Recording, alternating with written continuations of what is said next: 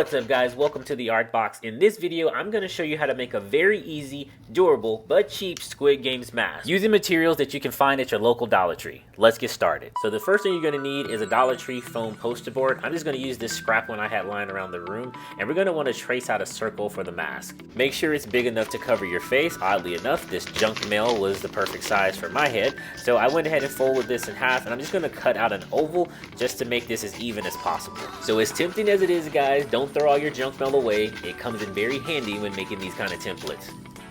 And as you can see, we got a pretty even oval here. Wow, I do have a big head. All right, on to the next step. So go ahead and grab that foam poster board, and we're going to trace the outline of this template. Then grab your handy dandy ExActo blade or some scissors, and we're going to cut this out.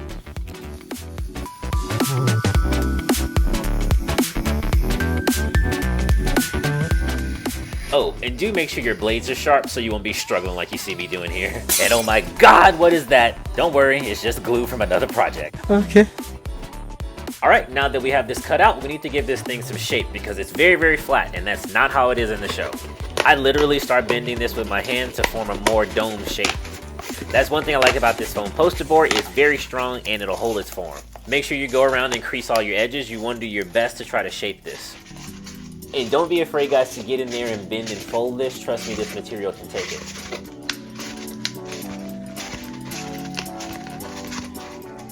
We want to do our best to round this out. As you guys can see, it's a lot more curved and it's no longer the dinner plate it used to be.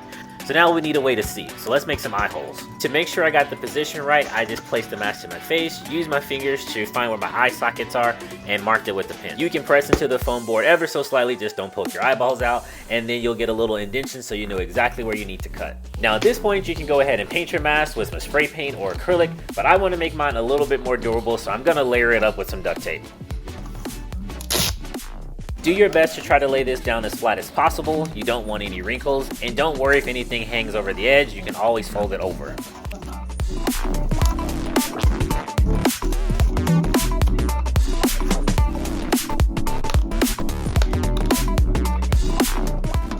Now this might be a little hard, but try to lay the rest of your strips edge to edge. Just take your time, I'm sure you guys can get it. If by chance they overlap, don't worry about it. It's not the end of the world. It's probably not even going to be noticeable.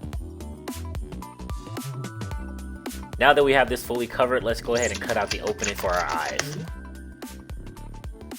I just folded the flaps in on itself. This is going to cover up any white of the poster board, plus it's going to reinforce this area. The duct tape makes the mask that much stronger, also helps keeps its shape.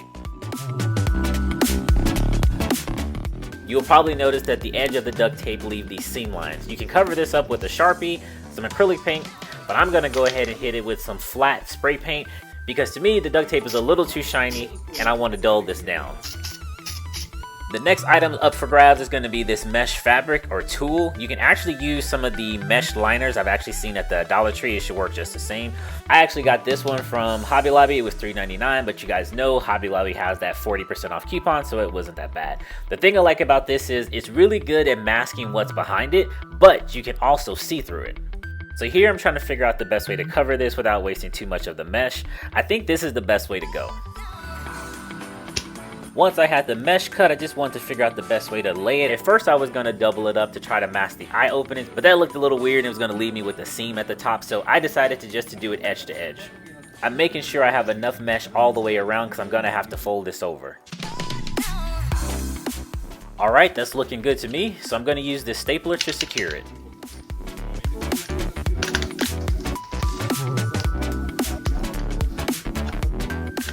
Now that we have this stapled all the way around, let's go ahead and cut off this extra mesh.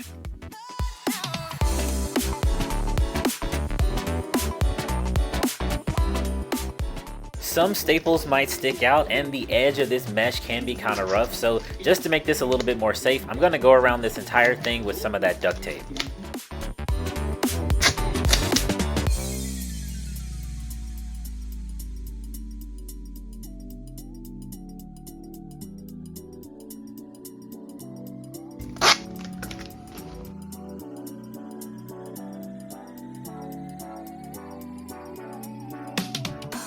And when you're all done, you should have something that looks like this. The next thing we need to do to this Squid Games mask is cover up these seams by adding in the details. you're gonna need one of these foam sheets. If you don't have it in black, you can always paint it. I got mine from Hobby Lobby, but I know Dollar Tree now sells them, so you can get them from there. Now, based on the measurements of your Squid Games mask, you're gonna wanna cut out one that's about 1 inch thick and also cut out a few small ones. We're gonna use this to trim and detail the mask.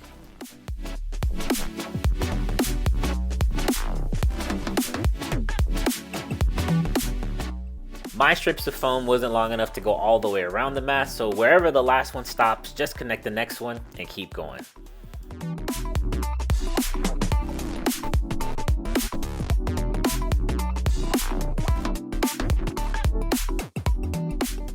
Now that that's done, we can finish adding the rest of the details to the Squid Games mask.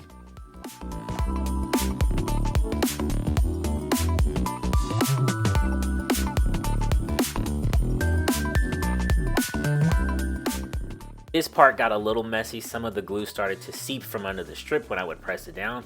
I recommend actually putting the glue on the strip first and then pressing it down.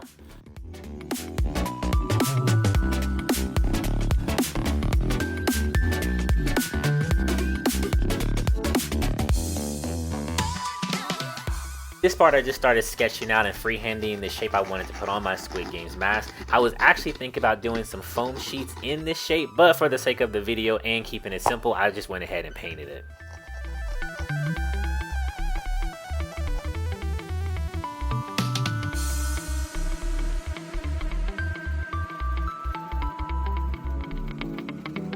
Once I got the basic outline down, I went back in with a thicker brush to fill in the square.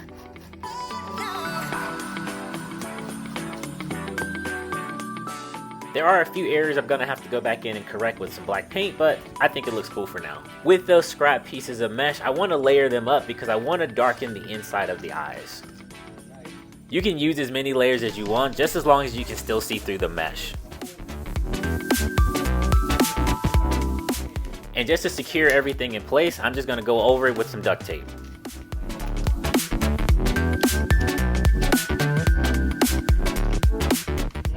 As I said before, the mesh can be very sharp and scratchy, so you want to make sure you cover all those edges.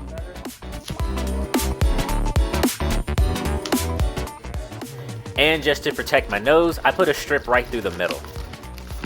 There's a few areas where the white paint smudged and some of the glue is starting to show through, so I'm just going to hit it real quick with some of that matte spray paint. Again, you guys can use acrylic if you have it. With the last of my foam strips, I'm going to go ahead and glue these together to make a strap for the mask. Give it just a second to cool down and press it together pretty firmly. As you guys can see, once it bonds, it's pretty strong. And to attach this strap, I just used some hot glue on both sides.